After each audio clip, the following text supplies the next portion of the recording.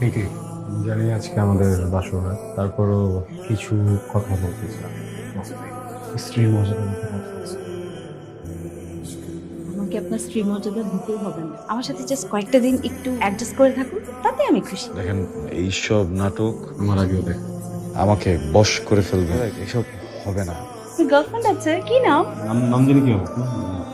চিনবেন ওকে? আমার হাজবেন্ডের গার্লফ্রেন্ডের নাম জানি তো আমার অধিকার, তাই না? সবকিছু লিজা, আমার গার্লফ্রেন্ড, লিজা।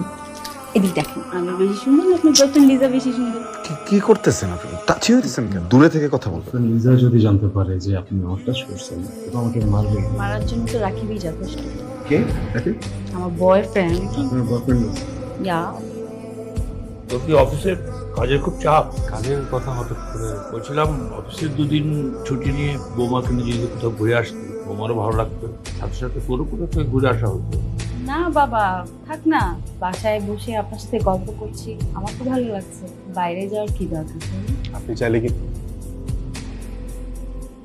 তুমি চাইলে কি আমরা যেতে চলো ঘুরে এসে তুই কি ট্রিট করতেছিস? না আমার দেরি যাচ্ছে। হ্যাঁ, আমাদের এটা দিনকাল স্যার, ঘুম থেকে অফিস, অফিস শেষে বাসায় বউ বাচ্চার বকবকানি। আর আমার বউটা স্যার একটা ভাঙা রেডিও, সারাক্ষণ খালি কানের সামনে বাজতেই থাকে। রেডিও আমরা শুনি। নতুন নতুন বিয়ে করলে বউ সবকিছু ভালো। যাই হোক স্যার, ভাবির টিউন থাকতে থাকতে ভাবির হাতে রান্না খাওয়ান স্যার। তুমি আমার কল ধরনি কেন? অফিসের কাজে ব্যস্ত ছিলাম। কই, তুমি তো আগেও কাজে ব্যস্ত ছিলা, কখনো কি এরকম হয়নি যে আমার ফোন ধরনি? কি হয়েছে তোমার? আমি অনেক কিছু খেয়াল করতে পারছি, তুমি এখন তোমার ফোন, অফিস আর তোমার ওয়াইফ নিয়ে ব্যস্ত থাকো। আমি কোন সিচুয়েশনে বিয়ে করেছি ওই মানুষটাও একটা ট্র্যাপে আছে, আমি একটা ট্র্যাপে আছি। আমি সুযোগ পেলেই আমরা আলাদা হয়ে যাই। He is just my friend, just a normal friend. Or boyfriend চলে আসবে যে কোনো সময়, যখন আসবে তখন ওরা বিয়ে করে ফেলবে। আর ওরা বিয়ে করে ফেললে আমাদের আছে হ্যাঁ, তো দেশে আসতে বলো।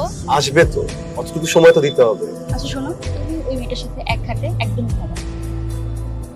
আচ্ছা বলেন তো বিহারি সাহেব, বৌমাকে এত করে বললাম যে কাজের বুয়াকে ছেড়ে দিও, কে কার কথা শুনে এখন সব কাজ সে নিজে একা করে বেড়ায়।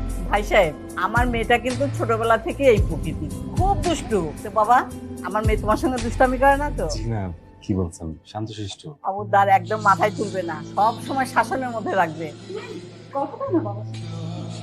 যে এই যে ঠিক মতো খাওয়া দাওয়া করো না, অসুস্থ হয়ে যাবো তো তুমি। আমার ভালোবাসার মানুষ অন্য কারো বউ। I love you two.